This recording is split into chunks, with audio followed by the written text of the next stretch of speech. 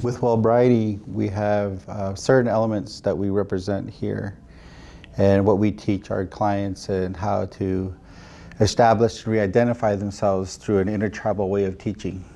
All the elements here and all the things that we provide and educate are through the teachings of the medicine wheel. And the medicine wheel is through the points of view from all different types of cultures, all different types of tribes globally. And through the directions of the East, we represent the infant, the baby. And with that is represented as the color red, the people of red color. And they hold the element of earth. And with the herbs that's presented with that is the tobacco. They are the holders of tobacco as well. So when we move down through the cycle of life, we come down to the youth. And the youth is also represented also with women, with the color yellow. And with that, with the color yellow, with that nationality and that culture, they are the keepers of air. And with the herbs, what's represented there is sweetgrass. Sweetgrass, when during ceremony and during talking circles, especially with the women, when there's a lot of trauma, they respond emotionally. And when that happens, we burn sweetgrass. So each one of these elements in a herbal form, they're used for a specific reason. They're used for a specific purpose. So with the youth, from the infant to the youth, then we come to the next stage of life, which is the adult. And in the adult stage of life, we have sage. And this represents the culture of the black people, and they hold the element of water. And water is a very sacred element for all cultures and all indigenous people and all tribes. In all cultures, water is very sacred. It's one of the highest, purest forms that we can go by and use. And we use that to bless people. Sometimes we use our feathers to dip it in there and wash people off or cleanse ourselves. And then we go on to the direction of the north. And the north represents the white culture, the ethnicity of white. And they are the keepers of the fire. They hold that tree element, and that herbal essence that they hold is cedar. So all things are represented here. And we have rattles that we can use when we're doing talking circles. We also have meditations that we use to inspire, to talk about what's going on with the day. And we used abalone shells as well to burn our sage, burn our cedar, burn our sweetgrass. And we use this also represents water. It represents unity, it represents calmness but it also represents strength because of how strong the water element is. So all these things here that you see represents strength, and especially with the buffalo hide here. The buffalo hide here is of significance to the prophecies. It's significant to the traditions of how white bison and what it promotes. And all tribes and all cultures, there's a specific animal that represents certain things. But white bison is part of the prophecies. It's part of what's coming and all the goodness. But we have to go through our struggles to get there. But we need the power. We need that strength from our feathers, and we need that strength from our animals. And when we use our feathers, again, this is, we hold it on our left side. And the reason why we hold it on our left side is because it's closest to our heart. And with our feathers here, the eagles and hawks and whatever is flying up above, they capture and help carry those messages to Creator. And so these are very highly respected and needed in our ceremonies. And this is where we teach our clients and teach our staff and teach the community to come together. And we sit with the elders, we sit with the community, we let them know, hey, what's going on? We do this in talking circles, or we do it for healing. But this isn't a way to disrespect other tribes, because other tribes have their own way of ceremony. But with wellbriety, it's an intertribal. It's an intertribal way of teaching, and to allow our clients to connect, allow people to connect through their heart and through their mind, so these two can connect, and then go through that and talk with Creator, in a humble way. And then when they're strong enough, they can return back to their own ceremonies. They can return back to their own land and spread that love, spread that way of healing. There's no discrimination on spirituality here. There's none. We place Bibles here sometimes. Sometimes we place books here. We place drums here when people want to sing. So that's the whole key element of wellbriety and the teachings behind it when we do talking circles, and how specifically each item and each thing is represented in different ways. There's also the seasons: spring, summer, fall, and winter. When you think about how trees are formed and how trees are growing, they start off as a baby, they start off as a little plant, and they start growing and growing and growing, and then they come to the youth stage. And with the youth stage, they have a little bitty piece of green that's coming out, little leaves are coming out, and they survive that. And then they get to the fall, and then the fall they grow up a little taller, a little stronger. And by that time, they're getting to the next stage of life, which is from fall to winter. And during that time, the leaves fall off. But the plant is still there. The life is still there. So they go through this cycle again, and they get to reach to being born again as an infant. And here as an infant, they grow longer and they grow stronger. And by the time summer comes, there's more leaves, more knowledge, more love, more respect, more help from the community. And that's what we teach our clients here, because when they get to the fall, they get ready because they're learning more things. More trauma, more things of the past come to mind. So we get them ready to go to the fall, to the winter stage, where they can let go of that stuff and be reborn again over here. And when they look to the direction of the east and ask Creator, please help me accept my things and teach me to be teachable, and think about the things that are unthinkable. And when we start going around the whole circle, we go through stages and stages of life. We ask ourselves, who am I, what am I, and where am I going? These are the key things that we talk about. These are the key things. And we go back to the old ways. We go back to traditions that have been going long, way before the things that have happened, such as the boarding school, such as all these other things that are coming up nowadays today. But what we teach here as well, and I'm hopefully that we can influence other clinics and other ways of helping our people especially who are helping in the mentally ill era, or the mentally ill phase, or substance abuse, that we have to work together with clinical. We have to work together. It's not this versus that. It's unity, and it's community, and that's what wellbriety is, and that's what I was taught, and that's how I teach others to hopefully that they can recover, because I am also a recovering addict and a recovering alcoholic, and I'll be reaching my 12th year this year, 2022, and that hopefully that inspires people to reconnect and find their identity. Everyone, my name is Nick, Community Cultural Specialist here at the Center. Thank you for tuning in for Native American Family Wellness Day. For this event, I want to show you a quick recipe for roasted squash and tomato soup with grilled cheese. So you can use Tohono O'odham squash instead of butternut, but because of the store is really close by, we're going to use butternut for this recipe. And if you want to make it even quicker, you can roast a butternut squash, or whatever squash you're using, the day before, refrigerate it, and just microwave, and it's good to go.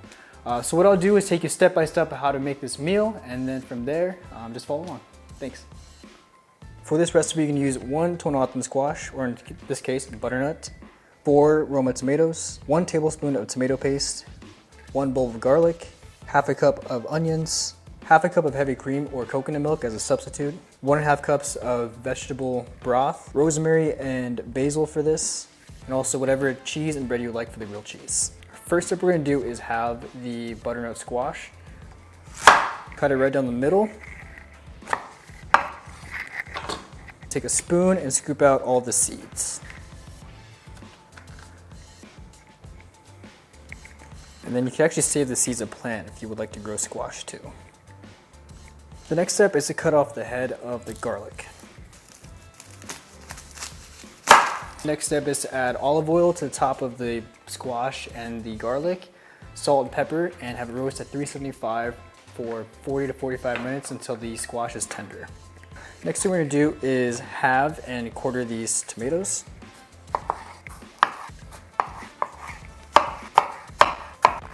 There. The next thing we're gonna do is chop up our onions.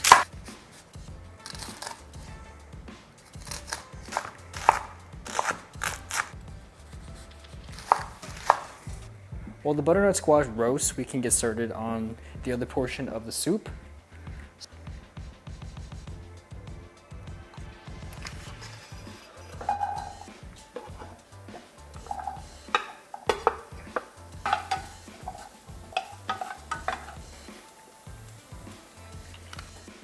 And then add in our tomatoes.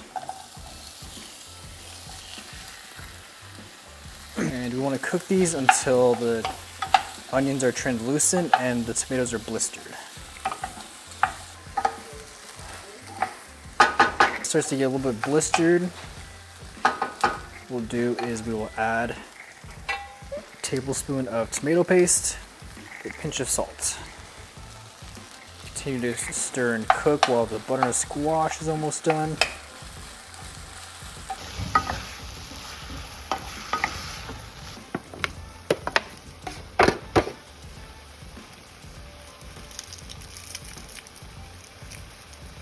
Stir it around.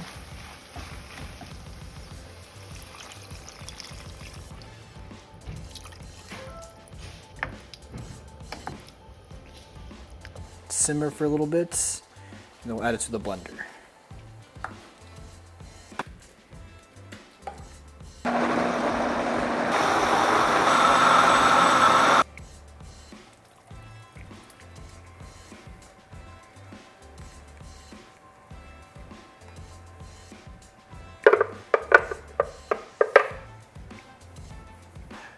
Put a little mix. Okay, add in half a cup of coconut milk. Stir that up.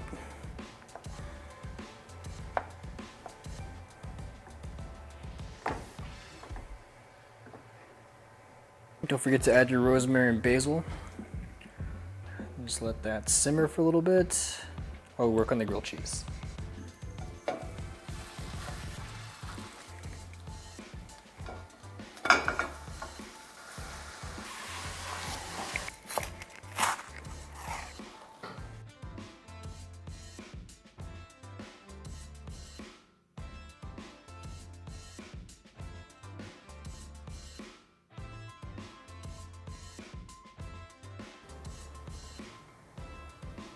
And there is a recipe for roasted butternut squash and tomato soup with grilled cheese.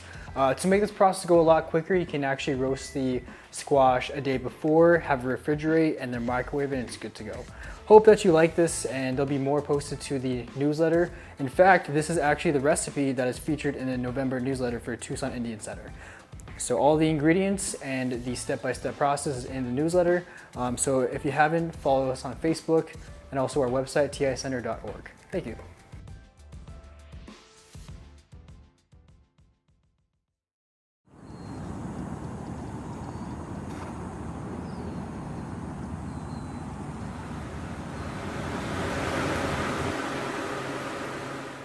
The seed bank is at the core of our conservation efforts at Native Seed Search.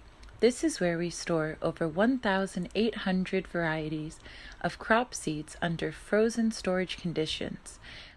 Over thousands of years, traditional agriculturalists have selected and saved seeds from plants that expressed a diversity of traits of interest to them or their communities. Local, regional, and global food security depends on this diversity. Seed banks ensure the conservation of this genetic diversity for a future threatened by crop loss due to climate change and industrial agriculture.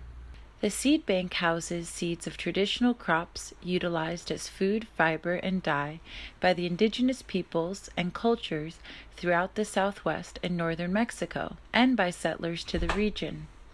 Over 2/3 of the accessions are comprised of the three sisters, corn, bean, and squash. An accession is a specific crop variety identified by the location of where the seed was grown by a particular farmer. There can be hundreds of accessions for a single crop species. For example, the seed bank has 573 accessions of corn, but each accession is individually identified by type or variety of corn and by geographical location of the seed at the time of collection. We store seeds at two types of storage conditions.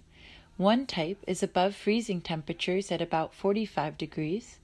These are seeds we are actively using for distribution, either through our seed donation programs, increase of seed stocks, or customer sales. The other type of storage is where sealed samples of individual accessions are placed in frozen storage at about 0 degrees Fahrenheit. This storage temperature preserves seed viability for long periods of time, keeping them available many years into the future.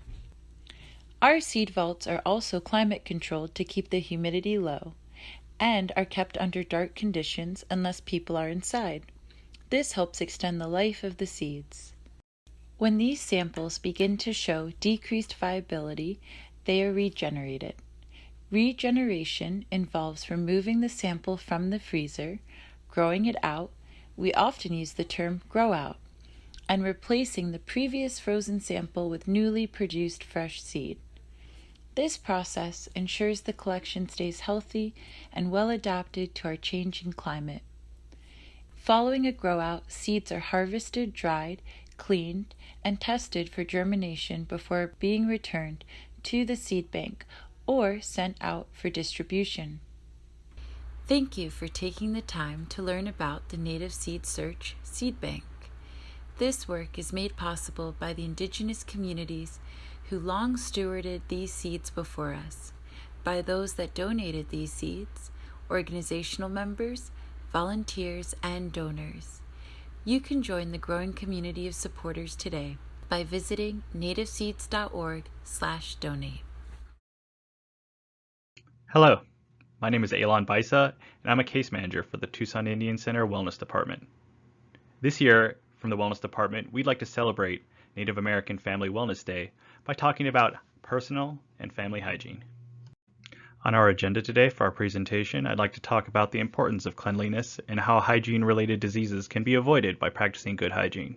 I'd like to focus on a few specific areas today, including foot hygiene, nail hygiene, hair and scalp hygiene, and I'd also like to talk about how mental health and hygiene kind of interact with each other.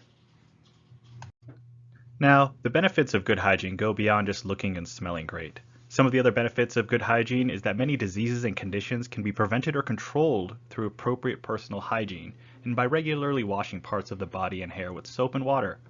Good body washing practices can prevent the spread of hygiene-related diseases. Hygiene-related diseases are diseases and conditions that can be prevented or controlled through the use of proper hygiene. Some of the hygiene-related diseases that I want to focus on today are the foot and nail, the face, and the hair and scalp. For the foot and nail, I'd like to talk about athlete's foot, fungal infections, and hookworm, as these are some of the most common ones that we see and can be avoided through properly washing our feet. For our face, I'd like to talk about pink eye, flu and cold, and COVID, because these are some of the most common ones that you can avoid by washing your face correctly. And also, I'd like to talk about hair and scalp, and for that I'd like to talk about ringworm, head lice, and the increased risk for infection you can get from not properly washing your hair regularly. Foot hygiene. So taking care of your feet is very important, and one of the ways we can do that is by practicing appropriate hygiene with our feet. So we really need to get down there and scrub them good. Get in between your toes and scrub all around. When you're in the shower, don't just let the water run down your feet and assume that's good enough. We really need to take extra special care to clean our feet so that we can avoid hygiene-related diseases that are associated with poor hygiene of the foot. So the reason we want to practice good hygiene is so that we can avoid uncomfortable conditions and diseases that are associated with poor foot hygiene. Athlete's foot, fungal infections, and hookworms are examples of 3 different diseases and conditions that we can kind of prevent and negate and minimize our risk for getting by practicing good foot hygiene. Some of the best practices for good foot hygiene and washing your feet is to wash them daily. But in addition to that, you need to make sure that you dry them completely. So after you scrub in between your toes and all around your heels and all around your ankles, make sure that you dry your feet completely when you get out of the shower or are done washing them before you walk around. Another best practice is to change your socks at least once a day. Don't wear the same dirty socks all week. It really can go a long way to keeping your feet clean and healthy if you change your socks every day and keep them nice and clean. You should also check your feet regularly for cuts, sores, swelling, and dryness and infection. In addition to washing your feet, you should check them for these things because sometimes your feet can be sore from working all day, but you need to make sure there's not cuts or swelling or anything else that could be causing foot pain. And then lastly, one of the best practices is that you should wear shoes that fit comfortably. Make sure you aren't wearing shoes that pinch on the sides or push down on your nails in the front. The best indication is really how comfortable are the shoes. Now, appropriate nail hygiene includes diligently cleaning and trimming your fingernails, which may harbor dirt and germs and contribute to the spread of some infections. Fingernails should be kept short, and the undersides should be cleaned frequently with soap and water. And because of their length, longer fingernails can harbor more dirt and bacteria than short nails, thus potentially contributing to the spread of infection. Some of the diseases related to nail hygiene are nail fungal infections, an increased risk for infection, and in some cases pinworms. Nail fungal infections are the most common, as unkept fingernails with dirt and grime under them can harbor bacteria and also fungus, which can cause infections.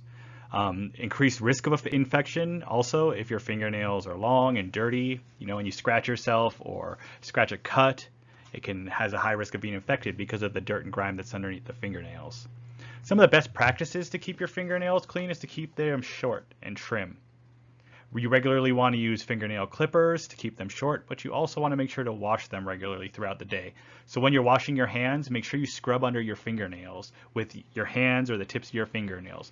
When you're at home, a fingernail brush can be used for best results, and you should avoid biting and chewing your nails. Try not to cut your cuticles as they act as a barrier to keep out bacteria and fungus and viruses. And lastly, you should wear shoes that fit comfortably. You don't want to get ingrown toenails because your shoes are pinching you too much on the side or putting too much pressure on the top of your toenail. Now, maintaining a healthy scalp and hair through good hygiene and proper hair care can help prevent and control many diseases and conditions. You should use soap and clean running water to remove dirt, oil, and unwanted residue from your head. Much like the rest of your skin, your scalp produces a natural oil that moisturizes and protects your skin from infection. Some people produce more oil than others. When the body produces too much oil, though, it can build up on your scalp and in your hair.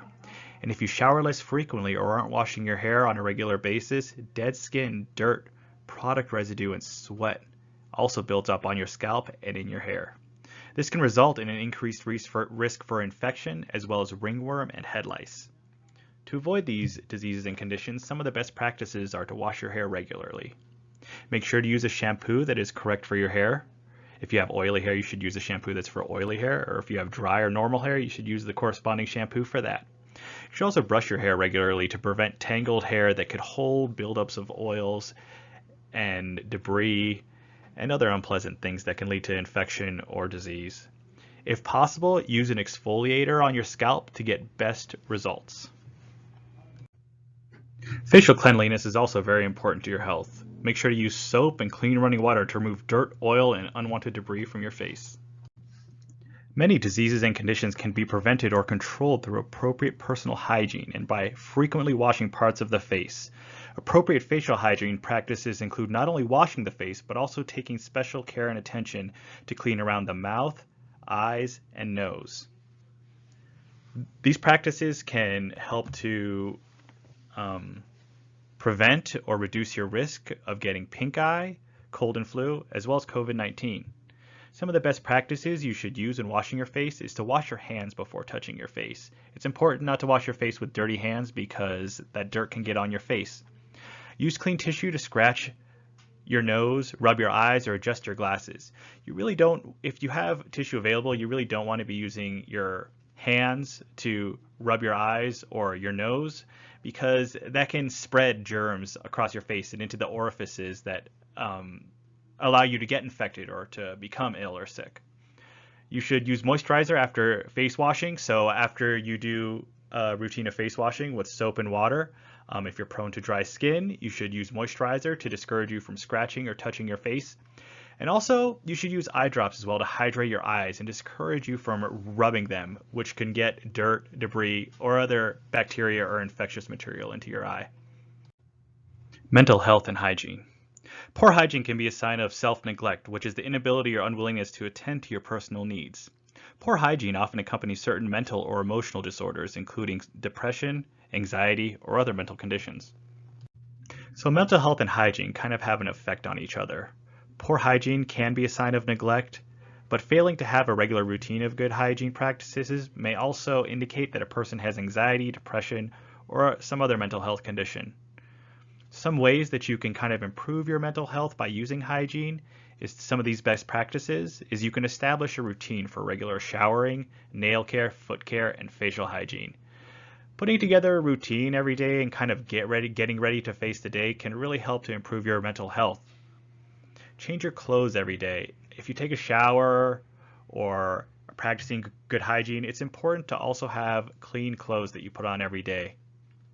And also, most importantly, after you've established a routine for regular showering, nail care, foot care, facial hygiene, and overall cleanliness, note how you feel after you've finished your routine. Do you feel better? Has it improved your mental health? Is it something that you are glad that you did? In summary, many diseases and conditions can be prevented or controlled through appropriate personal hygiene and by regularly washing parts of the body and hair with soap and water. Good body washing practices can prevent the spread of hygiene-related diseases. On behalf of the Tucson Indian Center and the Tucson Indian Center Wellness Department, I'd like to wish you a happy and hygienic Native American Family Wellness Day. Thank you for watching.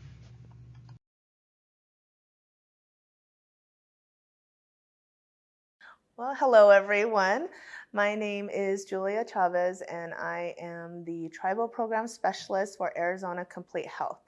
Today I will be talking to you about our company and the services we provide not only for individuals that choose to receive their care through our plan, but also the work that we do with the tribal communities within our area. So just a little bit about myself. I'm a member of the Tohono Nation. I grew up in Sells, Arizona. So Sells is my home, Sells District, Sells Community, and I currently reside here in Tucson. I'm also part Pascua Yaqui, so on my maternal grandmother's side. And so I'm very proud to be able to represent both communities and talk to you all about our organization today and also be able to share this information with our people. So we'll go ahead and get started. And thank you for joining us again for Native American Family Wellness Day. Okay, so today we'll start out with an overview of Arizona Complete Health. We are currently the Regional Behavioral Health Authority in Southern Arizona, and we've been serving in this capacity since 2005. We started collaborating with the Tohono Nation in 2007. We also serve as an ACC plan under AzCH and are providing physical and behavioral health services to those that choose to receive their care under this plan. And Arizona Complete Health currently serves 10 counties and 12 tribal communities. So this map shows our service area. All of the light blue area in Southern Arizona is Arizona Complete Health. Under the ACC plan, we also serve the central region, which covers Maricopa, Pinal, and Gila counties. And then in the northern region, our sister company, Care First, is the current regional behavioral health authority there and serves all of northern Arizona. So who do we provide services to? As an AzCH ACC plan, both in the south and central region, members who are enrolled with Arizona Complete Health, Complete Care Plan, we can provide physical and behavioral health services to them. And then as a RBHA, which serves only southern Arizona, we serve individuals who are experiencing behavioral health crises and members that are determined to have a serious mental illness or are diagnosed as SMI. So this is just a closer look at our tribal programs and the tribal communities that we serve. So the orange part is basically all of southern Arizona, and the purplish colored areas are the tribal communities we serve. As you can see, Tohono Nation is our largest tribe that we work with in southern Arizona. And for my particular area, I focus on Pima County. So I work directly with Tohono Nation, Pascua Yaqui tribe, and the Tucson urban Indian population. A lot of times people get confused about what the ACC plan choices are for American Indians. So in southern Arizona, there is United Healthcare, Banner Healthcare, and the Arizona Complete Health, along with the American Indian Health Program, which a lot of you are already familiar with, also known as AIHP. So American Indian members can switch between AIHP and an ACC plan at any time. So if you ever needed to switch between those two plans, you can do that. American Indian members enrolled in AIHP can access services from any AzCH registered provider at any time if the provider accepts AIHP. So you have options on where you want to receive your health care at, as long as the provider accepts AIHP. So you can go to any hospital facility that accepts AIHP. American Indian members enrolled in an ACC plan can access their services from an IHS or 638 facility as well. So if, for instance, if you're under Arizona Complete Health, you can receive your services at any IHS or 638 facility. You don't have to switch to AIHP. So as far as our direct services to our tribal communities, with Tohono Nation, there's several things that we do. We participate in tribal collaboration with projects and programs that the nation is providing. We also provide access to services and coordination of care for our Arizona Complete Health members. We provide crisis services directly to Tohono Nation and community outreach. So we work directly with the tribe and the tribal programs. So Tohono Behavioral Health, Tohono Nation Healthcare, law enforcement, detention facilities, tribal schools. We collaborate with all of those entities as requested a lot of times, and then also just as an ongoing courtesy because a majority of Tohono Nation is within our service area. We also work directly with, again, Pascua Yaqui tribe and the Tucson urban Indian population. With Pascua Yaqui, they're considered a TRIBA, and that's a Tribal Regional Behavioral Health Authority, so they work directly with AzCH for their services, but there's times when we have members crossing over between our two programs, so we work with them on coordinating the care of those members.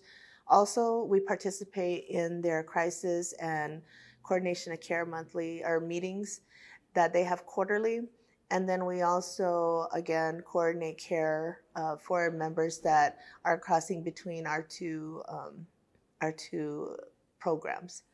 With the urban Indian population, we do a lot of collaboration with the Tucson Indian Center and the Sanavir Clinic. We participate in community health and wellness events, and we offer assistance and support to providers that serve the American Indian population. One of the services that is unique to Arizona Complete Health is that we provide a tribal clinical care coordinator for our American Indian members. Her name is Monica Rivera, and what her job is to assist with any service issues that individuals might have in receiving their care, or any concerns that tribal members have with their care if they're a member under Arizona Complete Health. So rather than just calling a customer service number and trying to work out the situation with whoever answers the call, we actually have an actual person that you can call to let her know about what issues you might be experiencing, or if you have questions about your care with the provider, or just in general. So that's something unique to our organization, because in the past we had heard that people want a person to talk to, especially our tribal communities. They don't want to call some random 800 number. So we were able to make this possible, and she is there to serve our tribal members directly. As far as our crisis services, earlier I had mentioned that we are the Regional Behavioral Health Authority serving Southern Arizona. This includes crisis services. So we have 24-hour, 7 days a week, 365 days a year, crisis telephone lines that are operated by trained crisis specialists. We also provide 24/7 mobile teams that are staffed by behavioral health professionals and can provide assessment, stabilization, and they can help triage individuals that may need a higher level of care.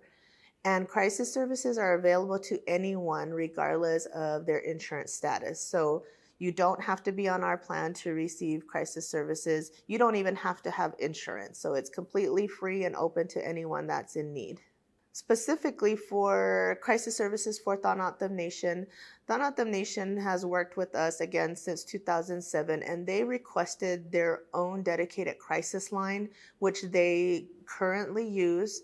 The phone number is 1-844-423-8759. This is a toll-free number, and it goes directly to our call center, which they can help you over the phone, or they can send a mobile unit out to where you're experiencing your crisis. We do have teams co-located in cells so they can respond to crisis more urgently rather than coming from the Tucson area. So if you see the map there, it's kind of divided up into areas that individuals can respond to. We work closely with the local hospital and cells, the tribal detention facility, and the schools. Those are the three primary areas that we respond to, but it's not limited to just those areas. We can go meet you at the feast house. We can go meet you, anywhere in the village that you feel might be more appropriate. But we just want to make sure that people understand that the mobile units can respond to individuals in crisis, even on tribal land. With Pascua Yaqui, they're a little bit different. They operate their crisis services directly from their behavioral health center. Monday through Friday, you can call Centered Spirit to talk to them about a crisis that you might be experiencing, and their phone number is 520-879-6060. But after hours, on the weekends, and on holidays, they do have their own crisis line, which is 520-591-7206. And that number will go directly to their crisis provider, who is Impact under La Frontera. With the Pascua, we coordinate quarterly, again, for crisis services and coordination of care through their meetings with the tribe and providers that work alongside the tribe. And we also participate in their health and wellness events as requested. Another service that Arizona Complete Health provides is our Tribal Warm Line. This is a peer support service for individuals that just need somebody to talk to. You don't have to be on our plan. You don't have to have insurance. It's kind of like the crisis services, but it's an open line that people can call just to be able to talk to somebody or get information about services. We can help point you in the right direction and also be that listening ear. We just want people to know that there is a phone number you can call if you need somebody to talk to. We provide, again, the emotional support. We can talk about relationship issues or anxiety or depression. But again, it's a service for you to utilize if you don't have a therapist or a counselor, or if you're looking for one, or if you just need somebody to talk to. Our operating hours for this are Monday through Friday, 8 a.m. to 5 p.m. And this is just a list of the crisis lines available. So Arizona has a statewide crisis line at this point. This went live over the summer. So that number is 1-844-534-4673, and it's toll free. Again, the Thaw Not the Nation dedicated crisis line is 1-844-423-8759. Pascua Yaqui Tribal Crisis Line is 520-591-7206. And the Tribal Warm Line is 1-855-728-8630.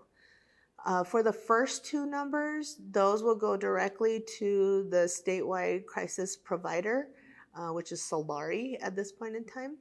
And it'll be routed to get you the help that you need. And again, if you call any of those numbers, someone will help you over the phone, or if they feel that they need to send a mobile unit out to where you're at, they'll do that as well. So if you have any questions or comments that you want to bring to our attention, I provided a contact list here for our tribal team at Arizona Complete Health. Our supervisor is Sheena Yellowhair. She is based out of Tempe. And myself, Julia Chavez, a tribal program specialist. I am based here in Tucson. My email and phone number are provided there. And then Monica Rivera, who is our tribal clinical services coordinator. She is also based in Tucson. And you can reach any of us by email or by phone. And lastly, we just want to say thank you for the opportunity to be able to provide this information to you. If you have any questions or concerns about the care you might be receiving under Arizona Complete Health, please reach out to us. We're more than happy to help you. And we just want to wish you a good day. And thank you again for allowing us to present to you. So thank you from Arizona Complete Health. Hi. My name is Christine Chavez. I am the Diabetes Prevention Coordinator at the Tucson Indian Center. I'm here at the Iron Horse community. We have a couple plots here. The reason I'm here is to let you know that it is Native Heritage Month, also Diabetes Prevention Month. And with that, I want to let you know that I'm here because I want to show you some plants that we have growing here. This is rosemary. And it's good for cooking. Instead of using salts for blood pressure, you know, it causes high blood pressure, too much salt, and it also retains fluids. You can always use some rosemary, and they also have a lot of nutritional value in it, where, you know, aromatherapy and prevention of cancers. And also there's rosemary and there's thyme. There's also some mint here. You know, we can always make infused waters with these plants also, and they're really good in foods. Instead of using salt, you can spice it up with some of these with some of these spices. And we also have some gardening kits that we can give you in an incentive package for this Native American Family Wellness Day, and it'll give you some ways of growing your own spices. And then after that, you can transplant it into a bigger pot and have your own spices. But you know, a lot of these have cholesterol, lowers cholesterol. It releases anxieties. You know that our ancestors used to use a lot of herbs in order for medicinal reasons. So with that, I just wanted to invite you to start growing your own spice gardens. You know, that way you can use them instead of salt, and lower your blood pressures, your sugar levels. And I hope that you do take care of yourself better as far as exercising at least 60 minutes a day, get some cardio going. And you know, diabetes prevention is all about nutrition, eating healthier foods, and exercise. So I want to encourage you to do more exercise and make healthier food choices and portion control, of course. And we're here at the Tucson Indian Center to help you with all that. To get your BMIs, your blood pressures, your sugar, A1Cs. I'll come by and stop by and see me. I will guide you the right way and try to educate you and inform you of all the things that you can do to prevent or lower your blood sugars and your blood pressure and your cholesterol levels. So with that, please go on our website and register for the Native American Family Wellness Day event. Thank you.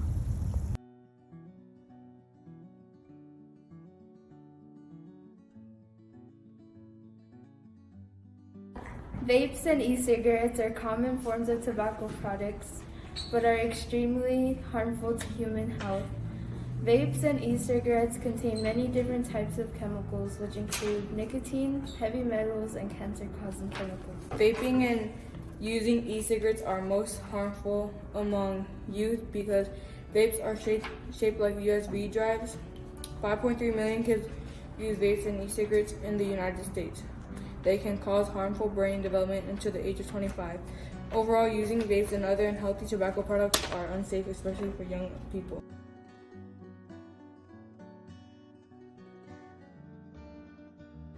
Every year, on the third Thursday of November, a campaign to end and reduce tobacco use occurs throughout the nation. This is known as the Great American Smokeout. Pima County Health Department honors this day with the Blackout Tobacco campaign. This year, Blackout Tobacco will be held on Thursday, November 17th. The Tucson Indian Center Native Youth Coalition aims to serve as ambassadors in tobacco prevention. In honor of the Great American Smokeout and Blackout Tobacco campaigns, the Native Youth Coalition will be pledging to support others in quitting tobacco and staying tobacco-free.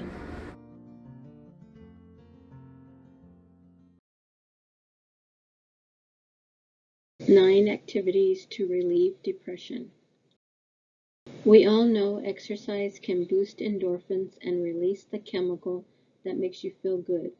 However, for many of us, exercise is a lot easier said than done. Exercise is not the only activity you can do. There is more. There are 9 different physical activities that are just as satisfying as exercise. 1. Physical activity. 2. Mindful activity. 3. Restful activity. 4. Structured, task-oriented activity. 5. Social activity. 6. Spiritual activity. 7. Nature-related activity. 8. Creative or artistic activity.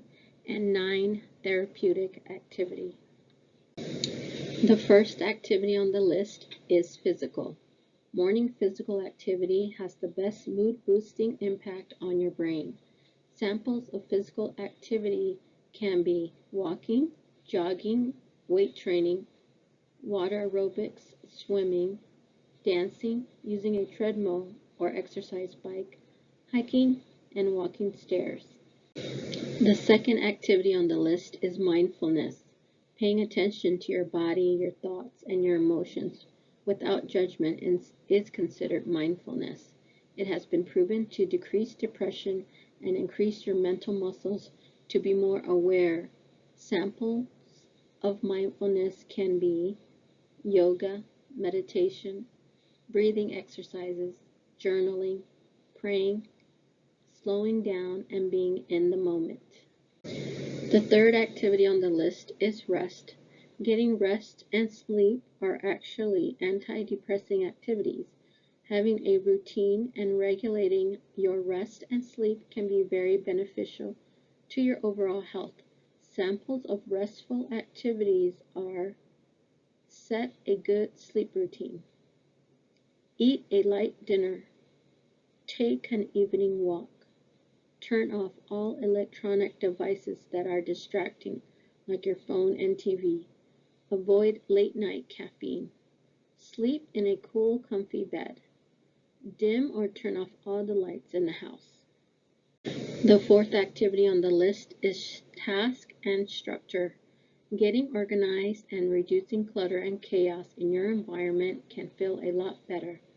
Cleaning up clutter and adding structure can rest your mind.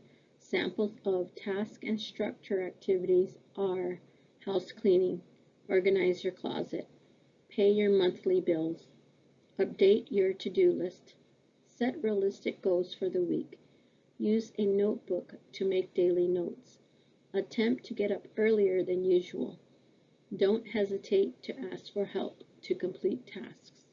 The fifth activity on the list is social interaction. Connecting with people who make you feel better can boost your mood.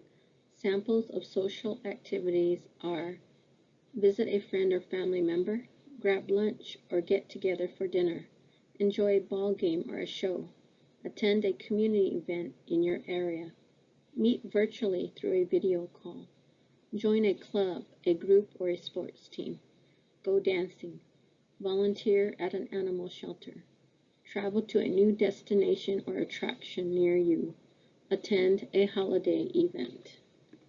The sixth activity on the list is spirituality.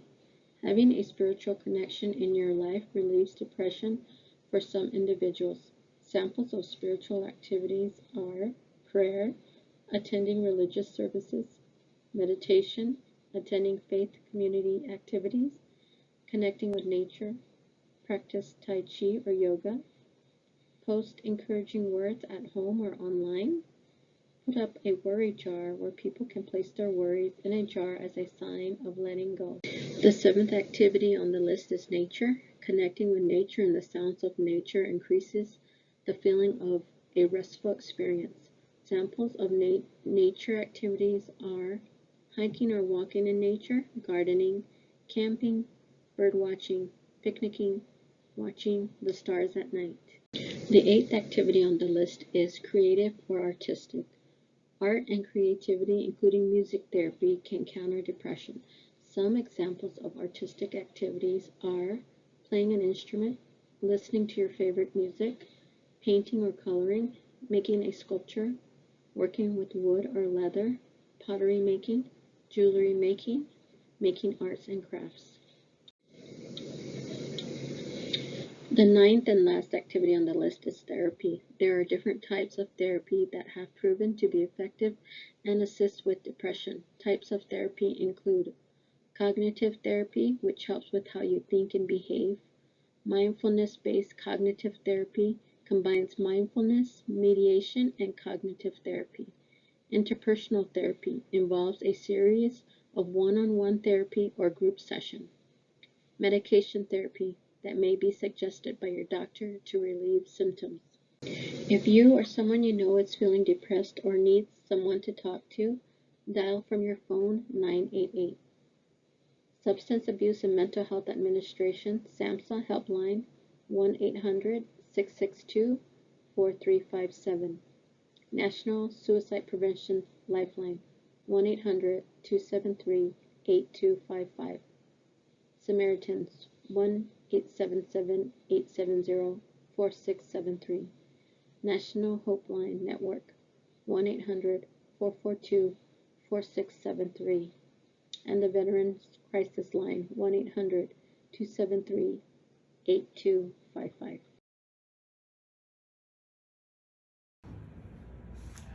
Hello, my name is Leanne Lopez. I'm Tohono from the Newfields community and the district of Chickacook. I guess today we're here to talk about healthy relationships and other stuff, and how to balance your life. Some of the questions I think are, if we want to be in balance with ourselves, we have to do it by ourselves first before we can be in balance with everything else. What I've learned in my lifetime is that you have to have a higher power for one. You have to believe in yourself. And with those things in tune, you can help anybody else around you, your family, your friends, your community. So as Native people, we know that we have to balance ourselves with everybody, but the balance comes first with ourselves. And once we have that balance, it makes life a little bit easier. The other thing, when we're not in balance, we get in trouble. So I found that in my lifetime that I wasn't in balance at times, and so I knew I had to come back on track, and I tell that to everybody.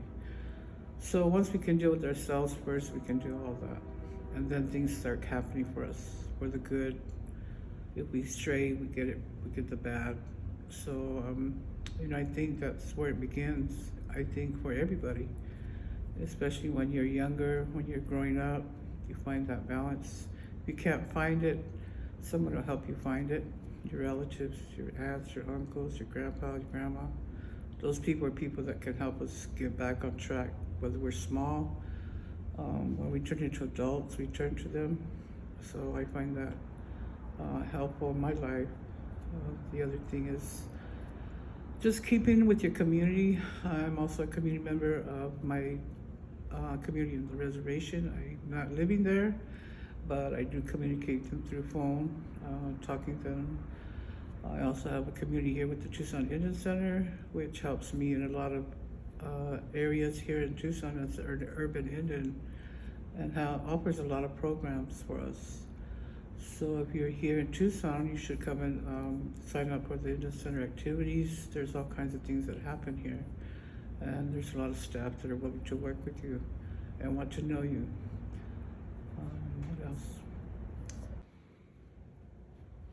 Okay, with that being said, like I said, with your community, find that community. You know, it's hard to come out when we're in the city, but everybody's here for you. Well, you could join the Tucson Indian Center. You'll find people here that you'll get to know, and they'll be your community. As I tell them, I come to the groups here sometimes, different groups that happen, and I tell them, we are the community here. So if you feel lost or trying to find a way, come to the groups, and don't be ashamed. There's something to be ashamed of. We all are in different routes in our life that may help us here at the Indian Center, and it does. I've been here at the Indian Center for 20-some years, so I've worked with them. I've been a participant, and it's a lot for me. It helps me a lot.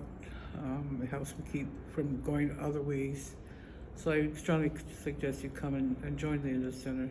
It's open now, so we don't have to worry about all the masks and everything, as long as we keep ourselves healthy and in balance, because that's the only way we can keep the Indian Center open. And also connect with your relatives on the reservation. Let them know you're here, you're out there with them, so that they know that you're doing good. Because it does matter to them whether you're doing good or not doing good, and they want to know. So I leave you with that today, and thank you for letting me be a part of this project today. So have a good day and a good year coming. Thank you.